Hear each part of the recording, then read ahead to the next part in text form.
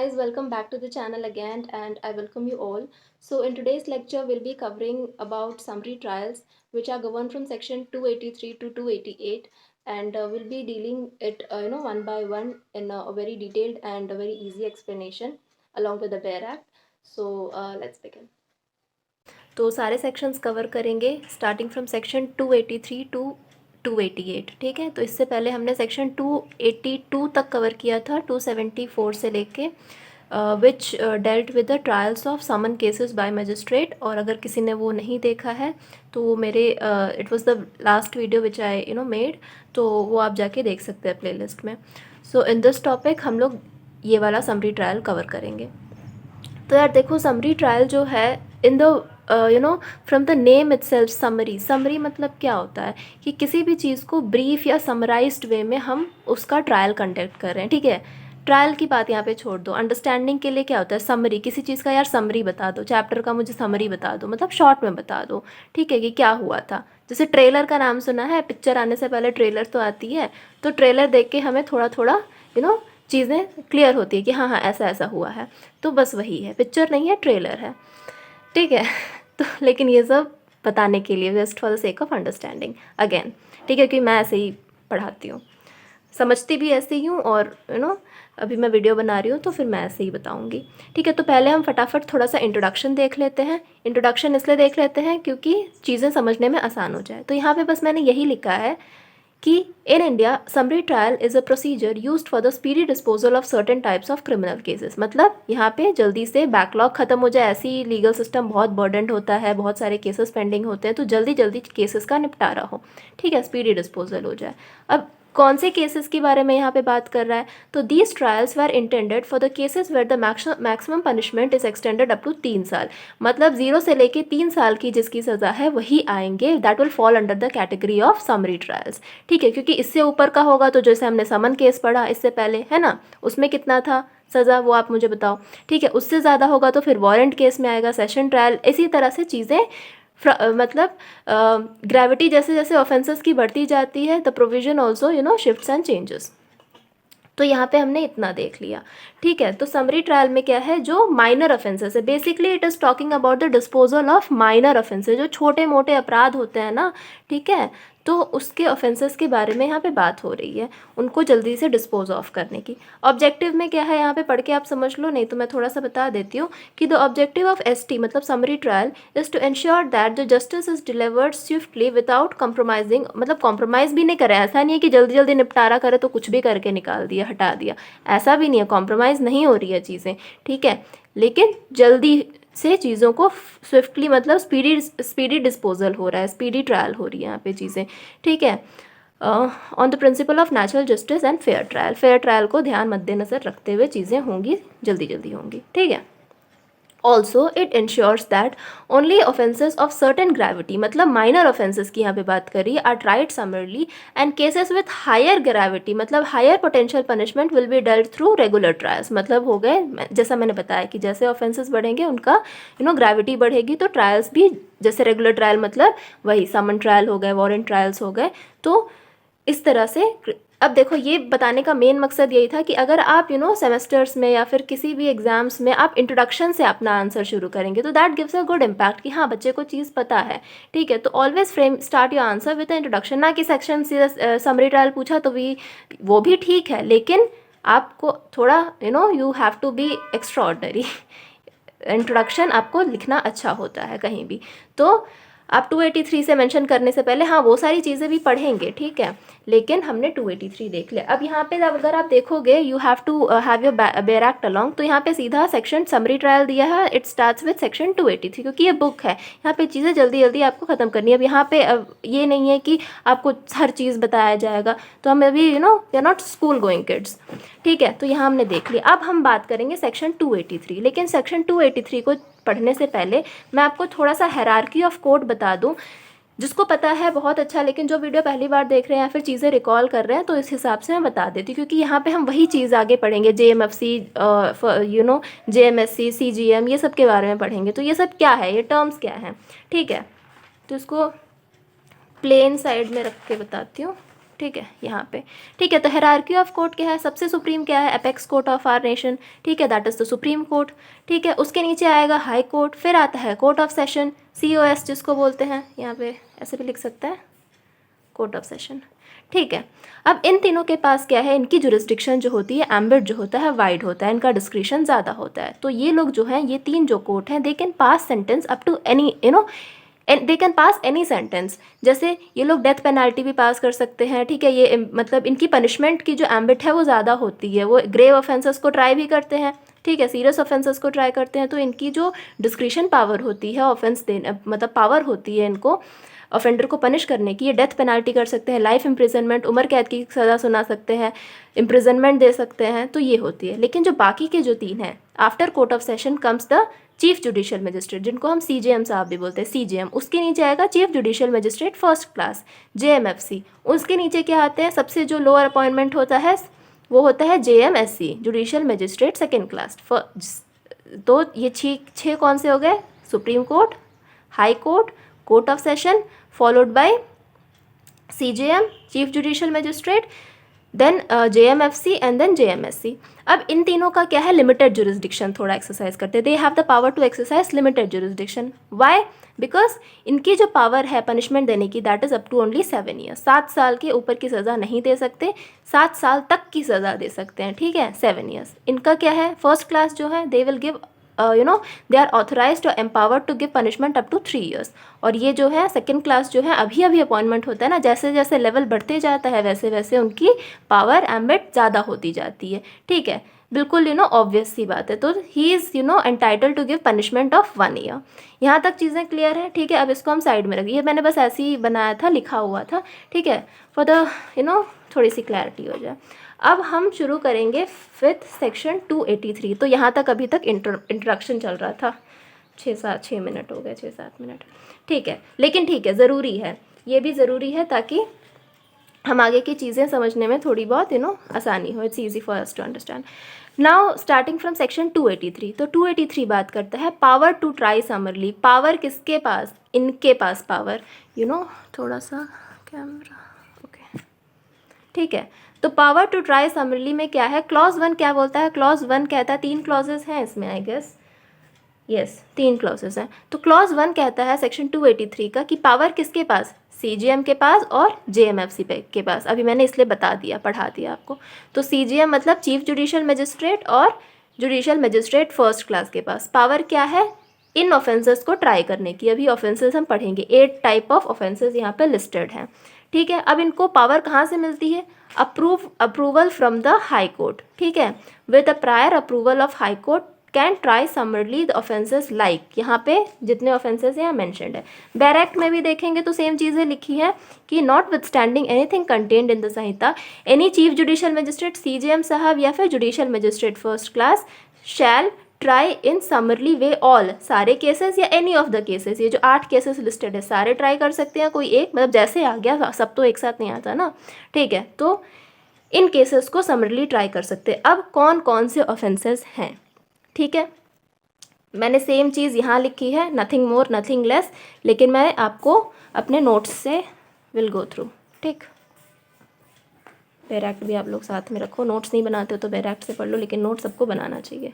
ठीक, तो यहाँ पे क्या है कि पहला है theft, offences like theft. Theft क्या है, theft which is mention under section, यहाँ पे हम BNS की बात करेंगे, भारतीय न्याय संहिता, IPC got replaced by BNS। ठीक है, तो सबको पता है, ऐसे ही बोल रही हूँ। ठीक है, BNS under section theft, under section 303 clause 2 theft की बात कर रहा है। ठीक है, under section 305, under section 306 of BNS, where the value of the property, जो चोरी की हुई प्रॉपर्टी है, जो थेफ्ट आपने कमिट किया है, उसकी प्रॉपर्टी जो की वैल्यू जो है वो 20,000 से ज़्यादा की नहीं होनी चाहिए, should not exceed the amount of ₹20,000। CRPC में पहले 2,000 तक की थी, अभी 20,000 हो गई है। ठीक है, इन द न्यू BNSS। अब 303 talks about theft, 305 talks about dwelling house, theft in dwelling house, and 306 talks about theft by clerk या सर्वेंट। ठीक है, ये हो गया पहला पॉइंट। दूसरा है रिसीविंग या रिटेनिंग स्टोलन प्रॉपर्टी। ठीक है, not exceeding the amount of 20,000, same चीज़ है, लेकिन अगर कोई प्रॉपर्टी आप ऐसी प्रॉपर्टी जिनको रिसीव कर रहे हैं या फिर रिटेन कर रहे हैं, ठीक है, ऐसी चोरी हुई प्रॉपर्टी, तो दैट इज़ ऑल्सो ट्रायलेबल समरीली, ठीक है। थर्ड क्या है, असिस्टिंग, दिख रहा है ना, हाँ। थर्ड क्या है कि असिस्टिंग इन कंसीलमेंट या disposal of the property. Assist मतलब क्या, असिस्ट आप क्या, हेल्प कर रहे हैं, असिस्ट कर रहे हैं, ठीक है, अपना भी योगदान दे रहे हैं। इन द कंसीलमेंट, कंसीलमेंट मतलब क्या, कंसील करना, छुपा रहे हैं उस प्रॉपर्टी को, ठीक है। डिस्पोजल, डिस्पोजल मतलब आप अल्टीमेटली तो बेच ही देंगे ना उस प्रॉपर्टी को, कौन सी चोरी हुई चीज़ अपने पास रखता है कोई, जनरली नहीं रखता, ठीक है, एक्सेप्शंस की बात नहीं कर रहे। तो disposal, disposal of stolen property, ठीक है, तो सेल करके आपको अल्टीमेटली पैसे ही लेने हैं। तो that is again triable by these two, CGM and JMFC will try this summarily where the offense where the value of the property does not exceed 20,000 रुपये, ठीक है। सिक्स्थ पॉइंट क्या है, offences under section 331 clause 2 and 331 clause 3, जहाँ पे house trespass और house trespass और house breaking की बात कर रहा है, ठीक है, अंडर BNS। फिफ्थ क्या बोलता है, insult with the intent to provoke the breach of peace, ठीक है। अब अगर आप कोई ऐसा चीज़ कर रहे हैं जिससे किसी की शांति भंग कर दे रहे हैं, ठीक है, शांति भंग करना, इट्स वेरी सब कुछ चला जाए पर शांति सुकून नहीं जाना चाहिए जीवन में, ठीक है। Okay, back to the topic, ठीक है। 352 बात करता है इसकी, और 351 clause 2 and 3 talks about the criminal intimidation, ये हो गया। सिक्स्थ पॉइंट क्या कहता है कि abetment of any of the foregoing offence, abetment आप ऐसा इंकरेज कर रहे हैं, करना चाह रहे हैं कोई ऐसी ऑफेंसेस जो ऊपर, फोरगोइंग मतलब जो अभी हमने डिस्कस किया, अभी इतने जो हमने ऊपर के 5 डिस्कस कर लिए, abetment of any of the foregoing offence, that is also punishable. फिर 7th पॉइंट है attempt to commit any of the offences where such an attempt, attempt की बात कर रहा है, ठीक है, सब शब्दों का खेल है, ध्यान देना। सच अटेम्प्ट इज एन ऑफेंस, मतलब आप ऐसा कुछ अपराध करने की कोशिश कर रहे हैं, अटेम्प्ट कर रहे हैं, ठीक है, मर्डर हुआ नहीं है पर अटेम्प्ट टू मर्डर भी तो पनिशेबल है ना यार, ज़रूरी नहीं है कि इंसान जब मर जाए तभी आपको सज़ा होगी, ठीक है। तो अगर आप ऐसी कोई अपराध की कोशिश भी कर रहे हैं जिसका कोशिश करना भी एक अपराध है, ठीक है, हिंदी मेरी इतनी स्ट्रांग नहीं है बट ठीक है, आई एम ट्राइंग। तो attempt to commit any of the foregoing offence under which such attempt, जो अटेम्प्ट है that is also punishable, that is also an offence, तो वो भी ट्राई होगा।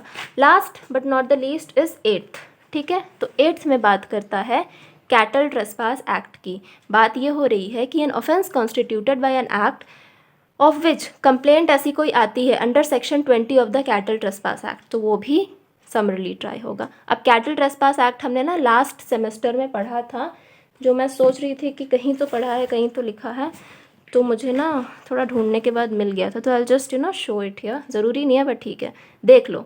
Section 20 of the cattle trespass act, ये notes पहले के बनाए हुए हैं, तो कभी तो काम आ जाते हैं, कुछ चीज़ कब आपके काम आ जाए, यू नेवर नो, ठीक है।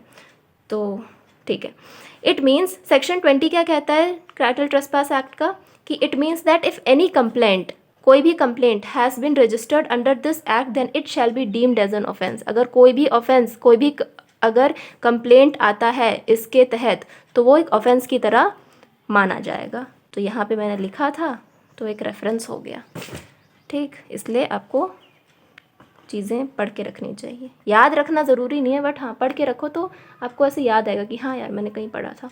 मूविंग अहेड, यहाँ पे 8 चीज़ें हो गई।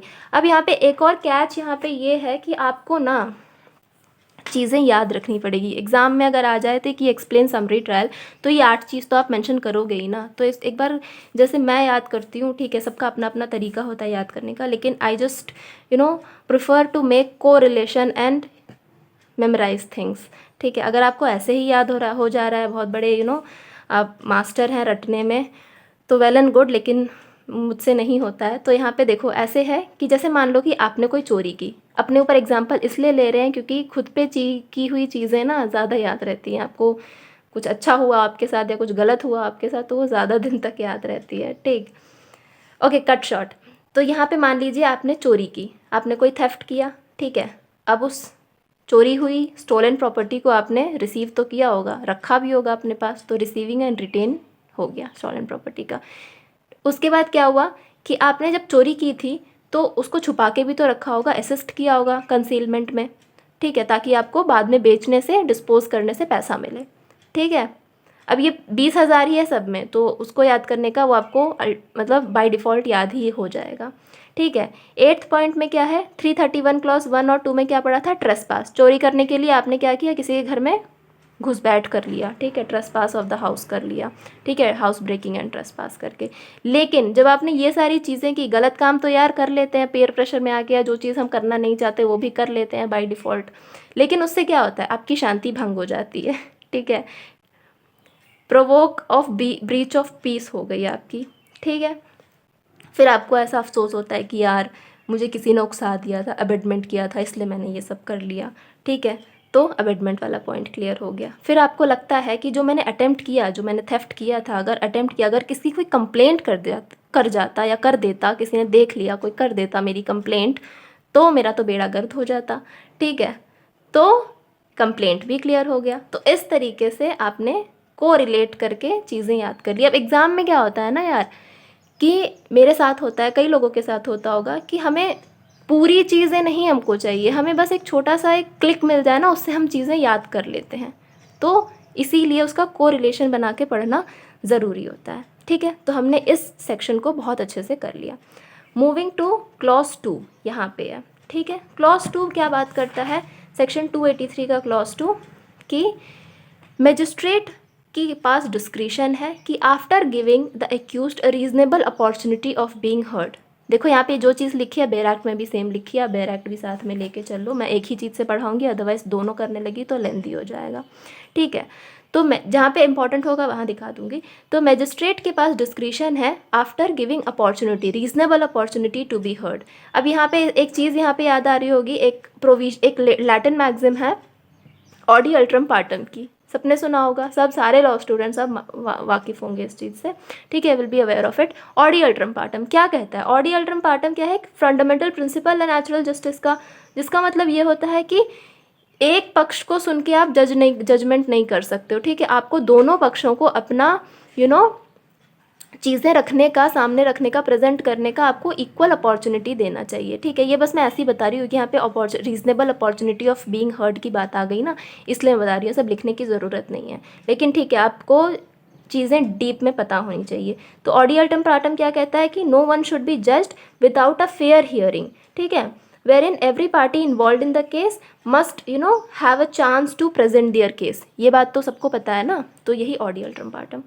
अब क्या है, जज ने दोनों पार्टी को रीजनेबल अपॉर्चुनिटी दे दी कि हाँ हाँ तुम भी आके अपना केस रखो, तुम भी आके अपना केस रखो, क्योंकि कॉग्निजेंस लेना अल्टीमेटली तो मजिस्ट्रेट का काम है ना, ठीक है। अब वो ये सारी रीजंस रिकॉर्ड करेंगे, ठीक है। अब समरली ट्राई होगी उसकी या सारे ऑफेंसेस की, पर उन ऑफेंसेस की नहीं होगी जिनकी पनिशमेंट या तो डेथ है, या तो इम्प्रिजनमेंट फॉर लाइफ है, या फिर imprisonment for the term more than 3 years है, इनकी नहीं होगी।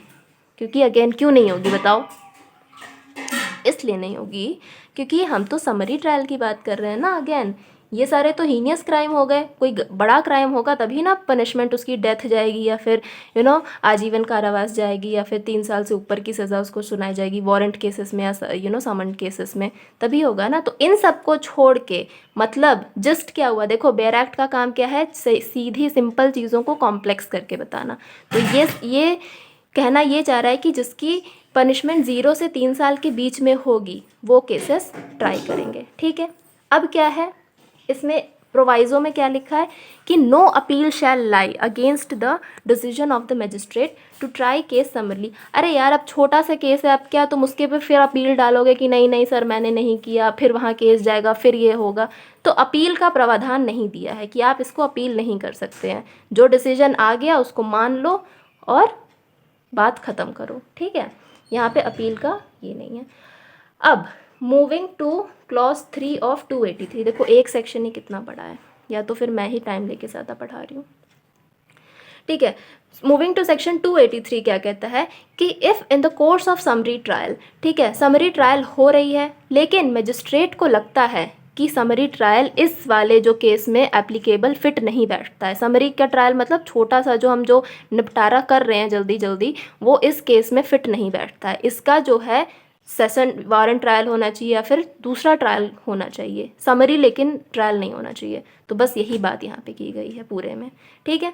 क्या है, it appears to the magistrate that is undesirable for to try the case summarily due to its nature.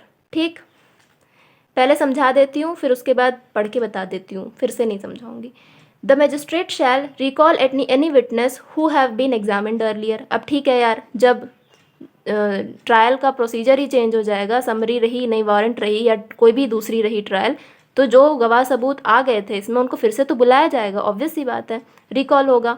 Produce two री हियर, अब रिकॉल हुआ तो री हियर तो होगा, बस बुला के थोड़ी ना रखेंगे, सुनेंगे भी ना, तो rehear the case in the manner provided by the संहिता।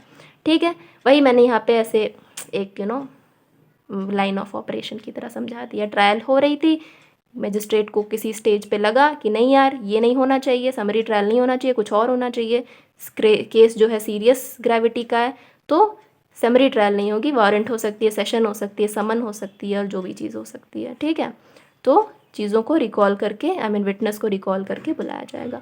ये क्लियर है? I hope. इससे ज़्यादा मैं डिटेल में या फिर कोई भी पढ़ा नहीं सकता, मैं तो नहीं पढ़ा सकती। ठीक है, तो section 283 is clear, clause 1, clause 2, clause 3, बहुत ही ईजी में समझा दिया। मूविंग टू सेक्शन 284, कंटिन्यूस बोलना भी ना, teaching is an task, it is an art, आसान चीज़ नहीं है। सुनना एक चीज़ होती है, लेकिन कंटिन्यूसली बोलना, उसकी प्रैक्टिस होना, ओके ठीक है, अलग चीज़ है। मूविंग टू सेक्शन 284, यहाँ पे बात होती है summary trial by JMSC। JMSC क्या, कौन बताओ? JMSC जो है जुडिशियल मजिस्ट्रेट सेकेंड क्लास। अभी जो हमने वो चिट्टा कहाँ गया, सॉरी वो पेपर कहाँ गया, अरे वही यार जो जिसमें मैं बता रही थी ना, पता होगा, ठीक है रहने तो, घूम गया। तो जिस JMSC मतलब सेकेंड क्लास, सबसे जो लोअर वाले थे, जिसकी पनिशमेंट देने की कैपेसिटी कितनी, ओ सॉरी यार ये तो दिख ही नहीं रहा है, I am really really sorry, ऊपर आ जा, ऊपर आ जा, हाँ यहाँ से दिख रहा है ना। तो जिसकी, इसी को नीचे कर लेते हैं, जिसकी पनिशमेंट देने की जो कैपेसिटी थी दैट वाज 1 ईयर। ठीक है, 1 ईयर की पनिशमेंट देने की कैपेसिटी थी। इसके अंदर क्या लिखा है कि हाई कोर्ट में कन्फर मतलब गिव पावर, पावर देने, हाई कौन पावर देगा इसको कौन पावर देगा? हाई कोर्ट देगा, हाई कोर्ट ही देवता है। हाई कोर्ट में give confer to any magistrate invested with the power of judicial magistrate second class to try summarily. ये पावर देंगे इनको क्या करने की? समरली ट्रायल करने की, उन ऑफेंसेस की। किन ऑफेंसेस की? अब देखेंगे। ऑफेंसेस इनकी, इन ऑफेंसेस की 3 टाइप के ऑफेंसेस हैं। पनिशेबल ओनली विद फाइन, या तो सिर्फ फाइन से पनिशेबल है, और इम्प्रिजनमेंट नॉट एक्सीडिंग 6 मंथ्स। ये सब प्री के क्वेश्चंस हैं, बहुत ही ऐसे MCQs में पूछे जाते हैं कि इस 284 में जो मजिस्ट्रेट हैं, जुडिशियल मजिस्ट्रेट सेकेंड क्लास, उनकी कौन कौन से ऑफेंसेस ट्राई करने की पावर है। तो 5 ऑफेंसेस दे देंगे, उनमें से आपको टिक करना है ये वाला पार्ट। ठीक है, तो या तो फाइन ऑफेंस या फिर ऑड वन आउट करने के लिए दे देंगे। तो चलो दैट इज़ दूर की बात है अभी, तो इसलिए बेसिक क्लियर होना चाहिए। ऑफेंसेस क्या है? पनिशेबल ओनली विथ फाइन, या तो फाइन है, या इम्प्रिजनमेंट नॉट एक्सीडिंग 6 महीने, 6 महीने से कम की सज़ा होनी चाहिए, विथ और विदाउट फाइन, या फिर आप अबेटमेंट कर रहे हो या अटेम्प्ट कर रहे हो, या तो उकसा रहे हो या तो उस चीज़ को कर रहे हो। तो ये 3 टाइप की ऑफेंसेस ट्राई करने की, समरली ट्राई करने की JMSC के पास पावर है। हाई कोर्ट सेक्शन 285 क्या कहता है कि प्रोसीजर कौन सी होनी चाहिए, समरी ट्रायल जो होगी उसकी प्रोसीजर क्या होगी, what will be the procedure. तो प्रोसीजर वही होगी जो समन केसेस की, जो हमने किया था, जो समन केसेस में जो प्रोसीजर फॉलो होता है वही प्रोसीजर यहाँ समरी ट्रायल में भी होगी।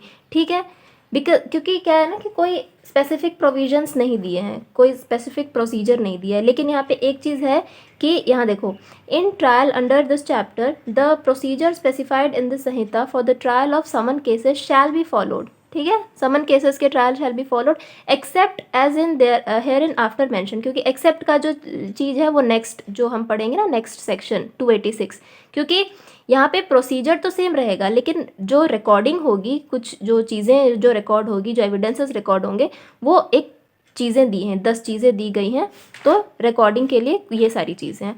तो यहाँ पे हमने देखा कि प्रोसीजर जो है समन केसेस के जो जैसे होती है वैसी ही समरी ट्रायल की होगी। ठीक है, दूसरा क्लॉज कहता है कि for any conviction punishment shall not exceed 3 महीने। अब 3 महीने से ज़्यादा की सज़ा के लिए नहीं होगा, 3 महीने, क्योंकि यहाँ पे प्रोसीजर जो है, जो ट्रायल फॉलो होगा उसमें 3 महीने की पनिशमेंट से ज़्यादा नहीं अवॉर्ड किए जा सकते हैं। कब? In case of summary trial. ठीक है, बार बार समरी ट्रायल बोल के अच्छा नहीं लग रहा है मुझे, अब नहीं बोलूँगी, जब पढ़ ही रहे हैं वही तो इतना तो ठीक है। अब क्या है, मैं ना कैमरे में नहीं देख रही हूँ ना तो ऊपर नीचे हो जा रहा है, ठीक है। सेक्शन 280, अभी ना इतने रिसोर्सेज नहीं है मेरे पास, I am just having book over the other करके ऊपर से कैमरा लगा के मैंने, ठीक है। सेक्शन 286 क्या कहता है, रिकॉर्ड ऑफ समरी ट्रायल। अब रिकॉर्ड में क्या है कि स्टेट गवर्नमेंट जो है बताएगी कि मजिस्ट्रेट को बताएगी कि एवरी, मैं ऐसे करके बता रही हूँ, ऊपर से बताती हूँ simple, in every case tried summarily magistrate shall enter the following particulars, मतलब as the directed by state government magistrate को बताएगी कि जब आप रिकॉर्ड कर रहे हैं तो ये सारी चीज़ें होनी चाहिए। किस में होनी चाहिए, डिटेल्स ऑफ द केसेस आपको रिकॉर्ड करनी है। सिंपल है, ऐसे ही पढ़ के देख लो, ठीक है। Serial number of the case होने चाहिए, डेट ऑफ कमीशन, कब हुआ ऑफेंस, ठीक है, कंप्लेनेंट जो देने आया था, ज़रूरी नहीं है कि हाँ विक्टिम हो, ठीक है, क्योंकि कंप्लेनेंट में क्या है कि कंप्लेंट कोई भी देने आ सकता है। मान लो कि कोई ऐसा क्राइम हुआ है जहाँ पे उसको ज़्यादा चोट लग गई है, ये सीरियस ऑफेंसेस में भी होता है। यहाँ पे तो चलो हम समरी ट्रायल पढ़ रहे हैं, लेकिन इन जनरल जब हम पढ़ते हैं तो कंप्लेनेंट भी जाके दर्ज करवा सकता है। अब मान लो यार फॉर एग्जाम्पल कोई रेप केस हो गया या कोई मर्डर केस हो गया, कोई ऐसा अपराध हो गया जिसमें जो विक्टिम है ही इज़ डीपली इंजोर्ड, ठीक है, मरने जीने की कगार पे या फिर आईसीयू में, जो भी है, तो यहाँ पे वो तो नहीं आएगा ना कि लंगड़ाते कि नहीं यार पुलिस स्टेशन में जाके एफआईआर दर्ज कराओ, तो उसके बिहाफ पे जो लगाएंगे they will be the complainant. ये बेसिक सी चीज़ है, गार्जियन है, उनके पेरेंट हैं, जो भी है रिलेटिव है, कंप्लेनेंट। तो ये बस ऐसे ही बता रही हूँ, ठीक है। फिर क्या हो गया, डेट ऑफ रिपोर्ट, कब हुआ, क्या हुआ, जिसने किया, एक्यूज्ड पर्सन का नेम, पेरेंटेज, रेसिडेंट, माँ बाप का नाम, ठीक है, बहुत बढ़िया काम किया है तुमने, तो माँ बाप का नाम तो बताओ, कहाँ रहते हो, ये हो गया, ठीक है। उसके बाद क्या है, ऑफेंस कंप्लेंट ऑफ, क्या ऑफेंस आया, ठीक है, उस पर एंड ऑफेंस प्रूव्ड, अगर ऑफेंस प्रूव हो गया कि हाँ तुमने ये क्राइम किया था तो इसका इफ़ एनी, तो उसका भी आप ये बताओ, वो भी लिखा जाएगा, ठीक है। फिर यहाँ पे क्या है, plea of the accused and is examination, को एग्जामिनेशन करना है, मेडिकल या कुछ भी होना है उसका, वो भी लिखाया जाएगा। फाइंडिंग्स क्या रही, ठीक है, जो आईओ के द्वारा कि क्या फाइंडिंग्स, आपने क्या कंक्लूजन पे आए। Sentence and other final order, क्या फाइनल ऑर्डर पास हुआ उस केस में, समरी ट्रायल में, ठीक है। Date on which the proceeding terminated, मतलब कब ख़त्म हुई चीज़ें। तो ये जो 10 चीज़ें हैं ये रिकॉर्ड ऑफ समरी ट्रायल में होगी। With this we are done with section, ख़त्म नहीं हुआ है, wait, with this we are done with section 286, ठीक है। मूविंग फर्दर सेक्शन 287, बस अब 2 सेक्शन और हैं, छोटे से हैं, ख़त्म हो गया, चिल, ठीक है। Judgment in the tried summarily, judgment in cases tried summarily, judgment क्या पास होगी, ठीक है। तो in summary trial cases when accused does not plead guilty, मान ही नहीं रहा है कि उसने अपराध किया, डज नॉट प्लीड गिल्टी, नहीं मान रहा वो, तो क्या होगा, जज साहब क्या करेंगे, मजिस्ट्रेट साहब क्या करेंगे, shall record the substance of evidence, record करेंगे जो भी गवाह सबूत मिले हैं उनको। और जजमेंट में क्या लिखेंगे, judgment should contain, what should the judgment contain, it should contain a brief statement of the reasons for the findings, कि जो हम कंक्लूजन पे आ रहे हैं वो क्यों आ रहे हैं, कंक्लूजन कैसे, how did we reach to this conclusion, how did we achieve the conclusion, ठीक है, ब्रीफली बताएंगे उसमें, तो ब्रीफ स्टेटमेंट दिया रहेगा, ठीक है। ये बात करता है section 287। Last section is section 288, language of record of judgment. तो लैंग्वेज क्या होती है, जनरल क्या होती है कि लैंग्वेज ऑफ द कोर्ट में ही रिकॉर्ड होता है। यहाँ लिखा है कि every such record and judgment shall be written in the language of the court, ठीक है, कोर्ट के भाषा में लिखा जाएगा। जनरली इंग्लिश होती है, ठीक है, अगर कोई ऐसा वहाँ पे हिंदी हो सकती है, ठीक है, बाकी इंग्लिश में चलता है, मोस्टली तो चलती है। बाकी अब महाराष्ट्र में है तो वहाँ पे उनका लैंग्वेज चलेगा, कर्नाटका है तो कन्नड़ा चलेगा, तमिलनाडु है तो तमिल चलेगा, चेन्नई सॉरी, ठीक है, यूपी है तो हिंदी चलती है, उस तरह से। तो यहाँ पे ये सारी चीज़ें हो गई। So with this we are done with summary trial from section 2, summarily नहीं कह रही हूँ, summary trial with section 283 to 288। Okay, तो यहाँ तक देखा है तो अच्छा लगा, डू लाइक शेयर एंड आप समझदार हैं। ओके, चलो bye bye, see you again, stay tune.